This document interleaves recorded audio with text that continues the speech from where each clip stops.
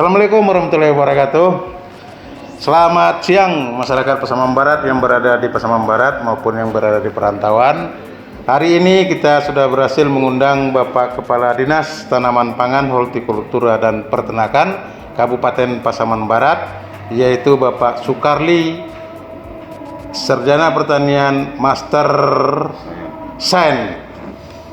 Terima kasih Pak Sukarli sudah hadir bersama kami di sini. Di sini kita akan bercerita banyak tentang Bapak, tentang tugas-tugas Bapak, kemudian tentang apa hal-hal yang perlu nanti disampaikan ke masyarakat. Pak Sukarli, ya, sosok Bapak kan sudah dikenal oleh masyarakat Pasaman Barat, yaitu seorang pakar pertanian. Tentu sedikit boleh meyakinkan masyarakat Pasaman Barat tentang autobiografi Bapak, mohon Bapak sampaikan. Silakan Pak Kadis. Baik, terima kasih Pak Kadis. Selamat siang bagi seluruh masyarakat Pasaman Barat yang ada di manapun berada. Saya perkenalkan, nama saya Sukarli, SPT MSI.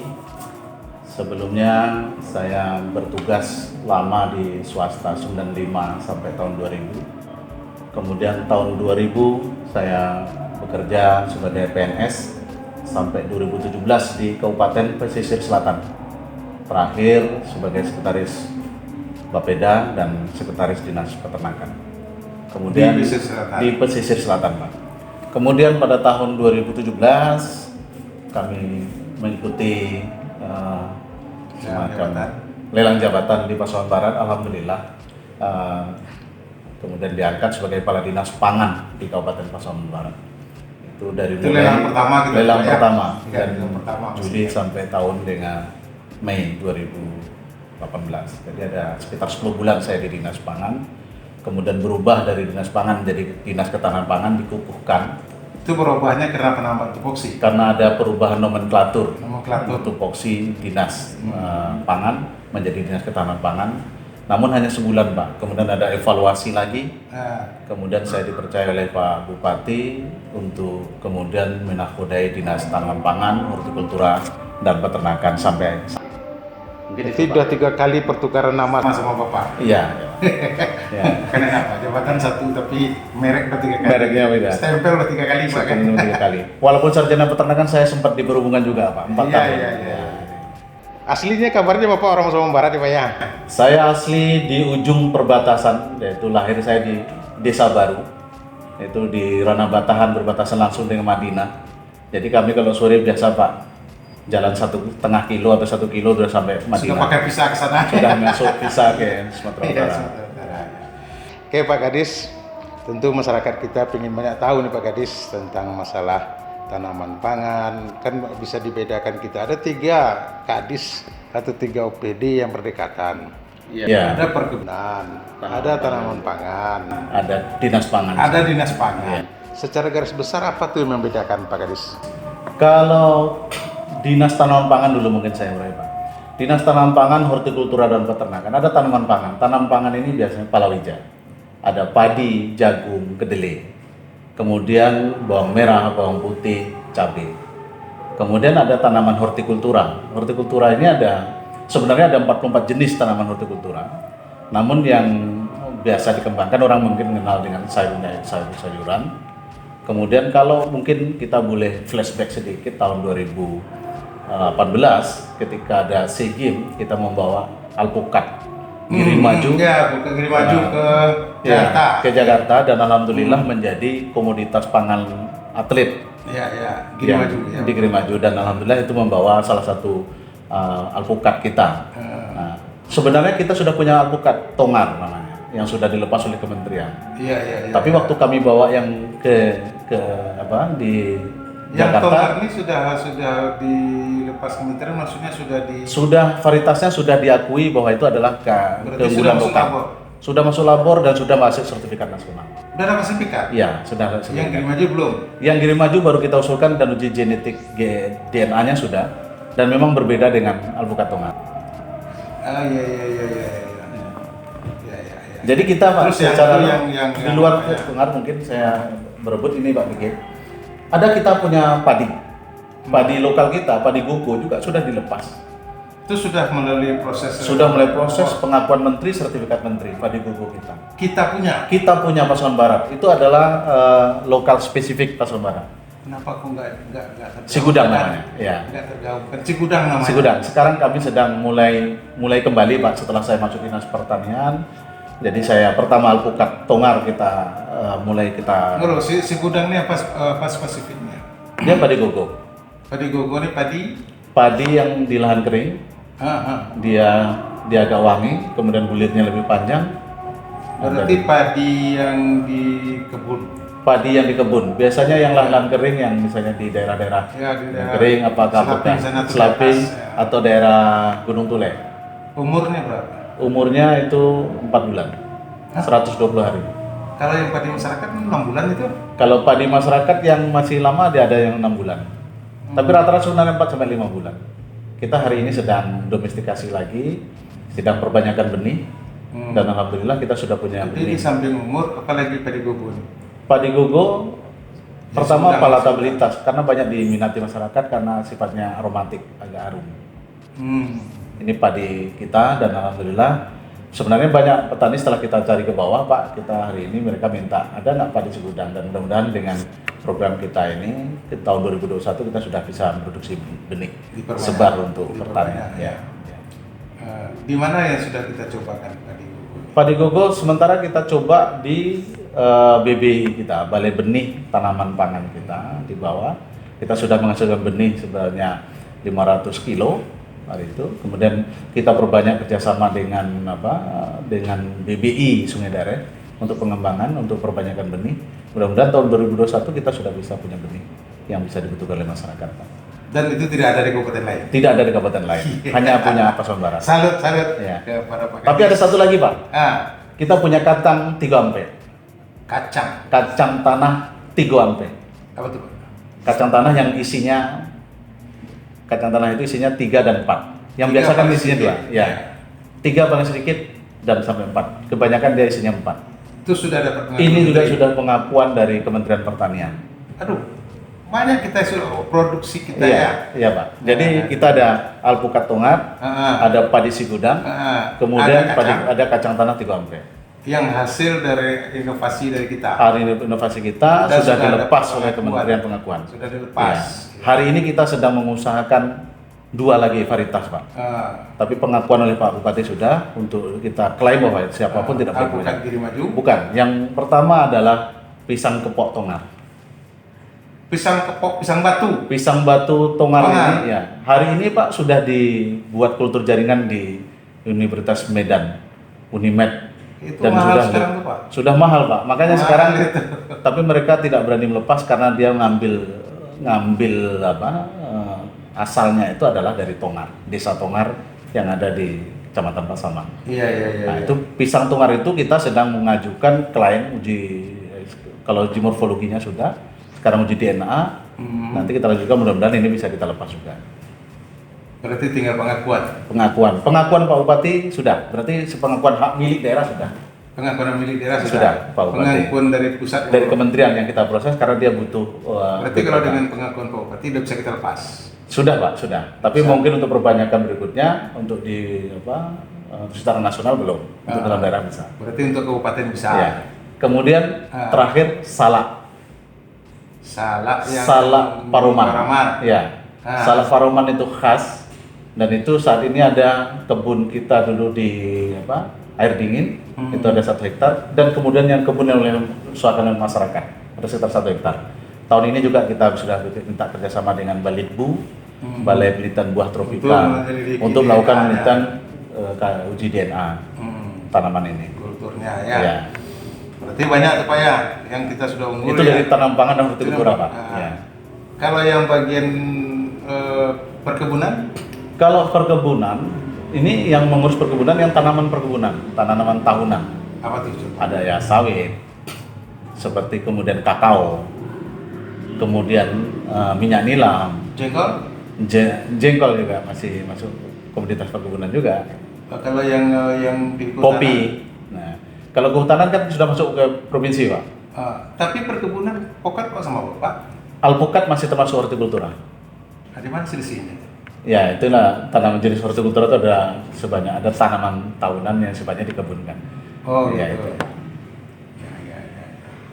Nah, itu berarti kalau yang mengurus tentang perkebunan yang sifatnya Ini tahunan, bidang. Satu-satunya dinas perkebunan yang ada di Sumatera Barat itu adalah di Kabupaten Pasaman Barat. yang kelasnya dinas. Yang kelasnya dinas, yang lain hanya bidang perkebunan. Oh, Jadi berarti ada mestinya kita berbangga pemfokusan juga ya? ini, Pak. Ada pemfokusan Komoditi, perhatian. iya, perhatian pemerintah daerah karena Dan- komoditas perkebunan Hmm. itu termasuk luas di Pasaman Barat dan itu Ditangani kemudian oleh satu dinas. ditangani oleh satu dinas. Kalau di tempat lain masih bergabung Masih bidang, bidang Pak. di dalam Ya. tanaman pangan. Ya. Kemudian kalau dinas pangan, Iya, dinas pangan. dinas pangan dia termasuk urusan wajib. Pertama, kawan-kawan di dinas pangan ini bicara tentang data ketersediaan pangan. Jadi situ akan berbicara tentang bagaimana ketersediaan pangan daerah. Apakah daerah kita ini termasuk rawan pangan? Apakah cukup pangan? Nah, ini biasanya dengan data ini dinas pangan nanti akan memberikan warning kepada kita, Pak. Membedakannya dengan dinas pangan dengan Bapak, Dinas pangan lebih banyak pada pangan itu kan Bapak hasilkan. Ya. Dari pangan, Bapak hasilkan, katakanlah jagung, padi, ya, kan Bapak yang menghasilkan. ya. Tanaman orang pangan mengolahnya. atau- Begitu berubah menjadi pangan, maka itu kewajiban dinas pangan. Produksi di Produksi kita produksi, konsumsinya ya, sama mereka. konsumsi. Apakah dia nanti berapa sih yang dihasilkan oleh kita? Apakah cukup atau tidak? Itu kajiannya ada di dinas pangan. Maka dia ada bidang namanya bidang ketersediaan pangan di dinas pangan. dinas pangan. Nah, kemudian ketika dia apakah lancar atau tidak distribusi pangan, dia masuk dari ketersediaan ke distribusi dan cadangan pangan. Bidang distribusi dan cadangan pangan ini mengurusi bagaimana distribusi pangan antar wilayah, bagaimana ketersediaan pangan, bagaimana cadangan pangan. Termasuk salah satunya adalah beras cadangan pangan pemerintah yang ada yang disediakan. Wajib setiap kabupaten kota memiliki minimal 100 ton cadangan Untuk pangan. Untuk cadangan pangan jika terjadi hal-hal yang Ada sifatnya SOB. Kemudian ada bidang namanya terakhir, Pak. Namanya penganeka-ragaman konsumsi dan keamanan pangan di dinas di dinas pangan. Berarti Jadi dia dia menciptakan produk makanan. pangan. Misalnya sekarang jika dia terjadi misalnya kebutuhan pangan itu berlebih, dia harus merubah produk lain. Ya, daripada ini terbuang, Iya. diciptakan inovasi. Contoh, misalnya ubi ungu menjadi produk panganan lain yang Iya, berubah iya, panganan. iya, iya. Apakah menjadi mie ubi ungu? Iya, iya. Apakah menjadi roti ubi ungu? Iya, iya. Apakah menjadi kue ubi ungu? Iya, Itu semuanya udah berubah ke dinas pangan. Berarti hasil produksi pangan berlebih, dia wajib atau melakukan upaya-upaya untuk penyelamatan jangan busuk nih ya. Iya, jadi Jangan pangan. terbuang. Ya. Jadi begitu pangan, Pak, dia tidak bicara tanaman pangan saja, akan bicara peternakan, daging yang asuh. Berarti semua produksi Bapak dia yang Dia memakainya. termasuk perkebunan, termasuk perikanan. Iya. gitu. Jadi itu kan jelas. Ada perbedaan antara dinas ketahanan pangan, dinas tanaman pangan itu di on farm, keperkebunan khusus perkebunannya. Ya. Jadi itu adanya. Nah, kan jelas beda sekarang Pak kan. Ya. Iya, mana yang dinas pangan, mana yang dinas perkebunan. Kalau di kabupaten kota lain dinas pangan ini bersatu dengan Bapak juga enggak? Ada yang bersatu, ada yang bersendiri. Pesisir selatan itu bersendiri, dinas ketahanan pangan. Berarti belum seluruhnya. Jadi bisa. yang terpisah itu adalah salah satunya dinas ketahanan pangan pesisir selatan. Kemudian kalau nggak salah adalah 50 kota. Berarti 3 di Sumatera Barat. Iya, enggak banyak, Pak. Karena begitu Ya. kami rapat, yang lain adalah menangani fungsi peternakan. Waktu kita rapat dulu, Pasaman Artinya Barat Pasaman Barat sangat konsen dengan pangan. dengan pangan. Karena dia pangan Konsen menjadi dengan fungsi wajib. perkebunan. Sangat konsen dengan perkebunan, kemudian konsen dengan tanaman pangan, hortikultura dan peternakan. Makanya dibuat penanganan ke kepala dinas tersendiri. Iya, Ya. karena dia cukup luas ya cakupannya, Pak. Ya. Sekarang kita pertanyaan Pak Kadis. Iya, siapa? Di produk yang 3 ini, di masyarakat kan yang tahunya apa sih yang untuk kami katanya kan. Iya, iya. Apa kira-kira di masing-masing produk ini yang kita berikan ke mereka? Iya. Di samping penyuluhan Bapak juga tuh kan? Iya, iya. Nah, samping penyuluhan ke masyarakat, tentu dia ingin tahu dalam setiap tahun itu bantuan apa yang bisa dia terima atau apa produk kegiatan Bapak yang bisa di-share ke masyarakatnya? Baik Pak, kita sebenarnya bicara ada 3 tahapan Pak. Kita bicara tentang pertama adalah sarana prasarana.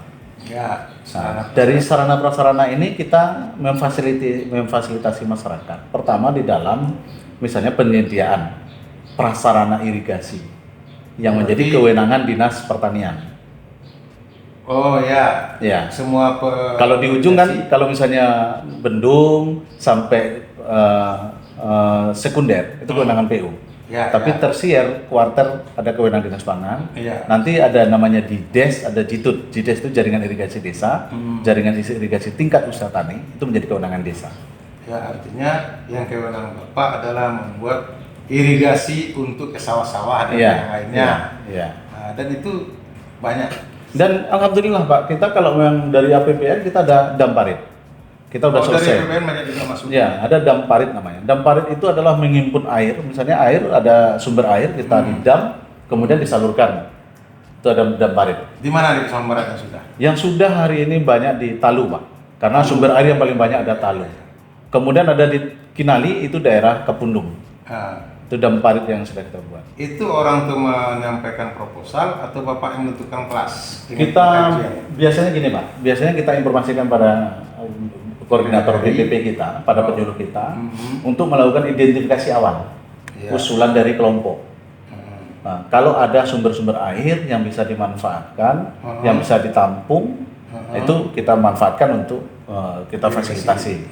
Kemudian begitu kita masukkan program, kita cek lagi ke lapangan kesesuaian, Ya, ya. karena dia ada luasan minimal yang dibutuhkan. Ya, ya. Nah, di samping dam, yang sudah di tengah lahan namanya adalah jaringan irigasi. Ada namanya program RJIT, terhadap jaringan irigasi. Itu pun di daerah Talu dan Kalau itu seluruhnya Pak, ada Seluruhnya. Rabat, Kinali, ujung Lemah Malintang. udah dapat semua. Udah dapat semuanya Pak. Bahkan sekarang ini dalam proses ini Pak, perubahan ini saya kesini tadi, saya masih diberikan oleh kementerian untuk namanya anggaran biaya tambahan. Itu 350 hektar.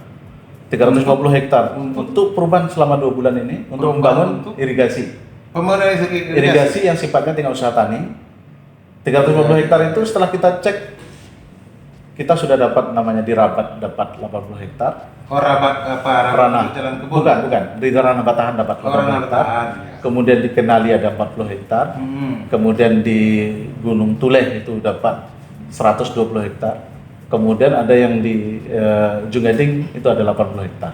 Itu yang baru kita usulkan. Jadi kalau memang nanti diverifikasi pusat oke, Dan terpenuhi semua. Oktober ini udah berarti harus jalan Pak. Harus jalan. Harus jalan sampai November. Kekurangannya berapa lagi? Karena 350 kemarin kita ajukan, ternyata dia dari 350 lolos 80. Kemudian kita dikirim lagi verifikasi, diberikan waktu cuma 3 hari. Dan alhamdulillah kita 3 hari kita verifikasi lagi, kita usulkan, udah kita usulkan Pak. Ya. Nah, Artinya kalau ini selesai dan dikabulkan 100% oleh kementerian, dari target Bapak tentang irigasi masih banyak lagi nggak? kalau dari beberapa kemarin kita cari Pak, kayaknya sudah nggak banyak lagi Pak. Berarti perawatan Sudah tinggal perawatan pemeliharaan. Nah, inilah peran nanti dari P3A, petani, pemakai air, Iya, masyarakat untuk bisa memanfaatkan yang sifatnya gotong royong dan lain-lain. Itu baru irigasi. Nah, Prasarana di bidang irigasi. prasarana irigasi. Kemudian prasarana juga ada namanya mekanisasi, alsintan, alat mesin pertanian. Ya. Ya, ada namanya alat pengolah tanah, hand traktor. Ada namanya alat tanah, misalnya Itu yang TR4. pakai mesin itu udah kayak di Jepang sih Yang kayak mesin itu TR4 Pak. di TR4. Kinali dicobakan Ya, ya. di Kinali dicobakan. Jadi TR4 ini yang mengolah dulu Pak. Sudah olah, sudah itu tanam juga sudah menggunakan transplanter, raised transplanter. Jadi sudah bisa, kemarin kita coba di Kinali dan insya Allah Pak tanggal 22 kita akan panen nanti Dengan alat itu. dengan alat itu di beberapa tempat. Sekarang sedang panen Pak di Ranah Batahan. Iya. Ya, kemudian dari tanam, kemudian juga salah satu petani kita hari ini sudah menemukan alat untuk menyiangi tanaman. Alat untuk, siang. Untuk alat siang. Ya. Nah, itu namanya sagetun. Tepat guna yang diciptakan oleh masyarakat. Ditempatkan oleh masyarakat di Kota Baru, Kampung 1, Pak Suhardi. Itu. Dan itu sudah dijual, Pak. Udah dijual sampai kemarin sudah 96 unit dijual melalui Sudah dia patenkan. Nah, kemarin baru kita uji dengan gunakan karena beliau sudah menjual. Ya, ya. Ketika diminta oleh Brunei waktu itu 100 unit, beliau bingungan karena tidak SNI, Ya, ya. tidak ada uji alat, Ya, kan? ya, ya. Akhirnya kita fasilitasi dan sudah keluar Pak. Uji labor dari Balai Mekanisasi Pertanian Dan Sumatera disetujui. Barat dan sudah disetujui. Udah bisa kita produksi banyak. Sudah bisa produksi banyak. Persoalannya Itu adalah produk hasil kita, hasil dari petani kita, masyarakat kita. dimodifnya dan itu bisa dimanfaatkan. Berarti udah banyak pertanian ini. Yang perlu kita publish ini Pak, mungkin Teman-teman. dengan ini. Kemudian ada beberapa hal lain di luar itu, sudah itu nanti panen. panen dengan alat itu. Ya, panen dengan alat yang kita coba dikinali, Mhm. kemudian ranah batahan yang kebetulan luas ya Pak. Mhm. Itu sudah bisa gunakan alat itu, kita gunakan namanya adalah combine rice trend. Ya. Itu kan yang besarnya. Nah, Itu kan yang untuk kelompok-kelompok. ya. Nah, peralatan pertanian yang lain yang Bapak berikan ke masyarakat apa tuh? Ada mesin power thresher Apa tuh? untuk merontok padi. Untuk padi. Ada rontok jagung. Itu juga kita termasuk berikan. kopi. Kalau kopi beda Pak, perkebunan nanti Pak. Oh, itu perkebunan. Iya. Pak. Kita ada alat semprot hand sprayer yang juga kita usul. Ada petani yang minta, kita usulkan ke pusat. Alhamdulillah kita juga Dikabulkan. dapat juga dikabulkan. Seperti Kita baru mana nih? yang menggunakan mesin. Oh, yang hand nempel sprayer. di bawah tuh. Iya, yang kemudian Yang yang sudah mesin. banyak dibeli Kemarin di kita baru luar. dapat 15 unit dari kementerian. Sebelumnya kita beli 100 unit Yang dicas. yang dicas dengan menggunakan baterai. Nah, itu dari Alsintan tuh Pak. Nah, Alsintan. Nah, sudah itu kan sarana produksi kan ada bibit. Iya. Bibit, ada bantuan dalam bentuk jagung, ada dalam bentuk juga benih untuk padi. Jagung kita dapat semuanya 8.500 selama 2020 Pak. 8.500 hektar 8.500 itu kali dengan 20 kilo per hektar. 8.500 hektar. 8.500 hektar Pasaman Barat. Kita dapat Ada bantuan. bantuan, tapi memang hibah barang, kita terima barang dari Iya, pusat, iya. kita bagikan kepada kelompok. Nah, masalah ini Pak, Hmm. jagung ini, apakah itu sudah cukup untuk petani kita semua? Kalau dikatakan cukup, tentu Belum, kurang. belum. Karena luasan tanam kita, satu Tanam tahun itu jagung. sekitar 50.000 hektar. Oh, Dari 50.000 berarti- hektar itu, kita baru terfasilitasi 8.500 hektar dari bantuan benih. Berarti sekitar 25%. 25% ya, Baru terpenuhi. yang terpenuhi dengan bantuan benih. Ya, ya, ya. Tapi harapannya bisa mandiri, Pak. Nah, makanya kita tahun ini juga kami sedang menjajaki kerjasama tawaran dari HIPMI, Himpunan Pengusaha Muda Indonesia. Karena HIPMI ditawari oleh Kementerian Pertanian melalui dana KUR. Ya, Bu. Nah, dana KUR. Namun ini baru tahap pembicaraan, baru minggu yang lalu kami bicara dengan Ketua HIPMI Pusat, Pak Ajib, kemudian Ketua HIPMI Provinsi, Pak Julius, kemudian dengan teman-teman dari Kementerian Pertanian. Ya. Kemudian Pak, yang paling melelahkan masyarakat kita ini adalah tentang masalah pupuk. Iya. Nah, kan kita punya pupuk subsidi. Iya. Nah, apa enggak ada bentuk lain? Modelnya kan di Bukit Tinggi atau di Agam mengembangkan Bukit Tinggi lah, mengembangkan dengan pupuk organik. Iya. Nah, kalau bagi kita bagaimana Pak? Baik Pak. Sebenarnya kita kalau bicara tentang pupuk subsidi dulu Pak ya. Ya. Nah, kita ada pupuk subsidi itu ada sekitar 11.000 ton urea. Atau tadinya 8.500 kemudian tambah menjadi 11.000 ton urea. Berapa yang kita minta subsidi? Sementara kebutuhan kita adalah 56.000. Berarti kekurangan kita sekitar Jauh sekali Pak. Sekitar seperempat baru 40. terpenuhi ya? Sepertigaan Pak. Yang sudah Sepertiga terpenuhi. sudah bisa terpenuhi dengan subsidi. Subsidi. Nah, kemudian dari Itu urea pemerintah- saja. Dari urea, tapi ada KCL juga Pak, ada TSP kan, SP36, kemudian ada juga Ponska. Termasuk hitungannya tadi. Ya, beda. Beda. Yang urea itu sekitar 12.000, ada 8.500, ada itu Ya, kebutuhannya. artinya, berapa jenis pupuk yang kita subsidi Pak? Ada 5 jenis Pak. 5 jenis. Iya. Mau urea kita terpenuhi sepertiganya. Yang lain lebih kecil lagi Pak. Lebih kecil lagi. Lebih kecil lagi deh, Iya, dari iya. kebutuhan. Artinya di sana itu masyarakat 2/3 lagi dia harus pakai Pupuk non subsidi. non-subsidi. Ya. Karena begini Pak, dari data kelompok kita itu ada sekitar 33.000 kakak berusaha di sektor pertanian. Ya. Kakak. Tetapi yang bisa kita himpun di dalam apa ERDKK itu hanya sekitar 23.000, Pak. Ada sekitar 10.000 lagi yang belum bisa kita data. Pertama, di dalam datanya melebihi 2 hektar, jadi tidak bisa mendapatkan subsidi. Oh, jadi Akumulasi tanaman pangan, hortikultura itu 1 hektar tidak bisa mendapatkan. Yang kedua, karena dia mungkin melebihi dari tanahnya tidak cocok, jadi tidak double nick. Ya, ya. Nah, Iya Pak, banyak sebenarnya yang kepingin tahu karena ini menyangkut hajat hidup orang banyak Pasaman Barat kan. Tentu waktu juga membatasi. Sekarang apa yang perlu penekanan Bapak ke masyarakat?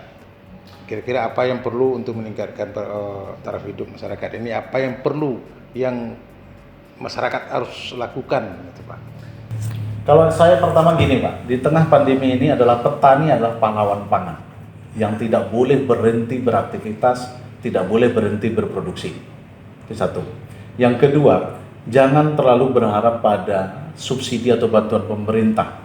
Petani harus bisa mandiri menciptakan benih, kemudian membuat pupuk organik dari limbah peternakan maupun limbah tanaman pangan sehingga bisa dimanfaatkan untuk produksi itu. Sehingga artinya Pak, petani harus bisa mandiri memanfaatkan sumber daya alat sekitarnya untuk bisa kemudian meningkatkan produktivitas. Ya. Kemudian untuk mempertegas apa tadi yang kita sudah produksi tadi, jenis-jenis tanaman baru, kemudian ada alat kan? Ya. Apa aja yang sudah kita sertifikasikan? Yang sudah kita sertifikasikan adalah pertama adalah alpukat tongar. Sudah tuh alpukat Girimaju atau GM Girimaju yang sedang proses proses. Ya. Kemudian padi Sigudang, padi Gogo sudah produksi. Kemudian kacang 34 sudah sertifikat. Kemudian pisang kepok tongar ini sedang kita usahakan uji DNA. Ya. Kemudian salak Paraman. Ini itu yang disebut tanaman. Ya. Tapi tentu banyak lagi yang akan kita gali, Pak. Iya. Mungkin ada waktu lain. Jadi begitulah Pak, karena kita mengingat waktu kita sedikit, yaitu setengah jam. Siap. Nah, menarik sekali. Belum sampai kita bicara peternakan, kita baru berbicara tentang tanaman pangan, hortikulturanya sedikit. Ya. Nah, nanti lain waktu kita minta Bapak lagi untuk bisa menerangkan ke masyarakat. Siap. Setelah ini kan kami juga pantau dari masyarakat apa-apa yang melalui jawaban-jawabannya atau komentar-komentarnya. Sewaktu-waktu kami minta Bapak bisa hadir lagi. Baik, terima kasih. Terima kasih Pak Kadis. Mudah-mudahan ini bermanfaat untuk masyarakat Pasaman Barat.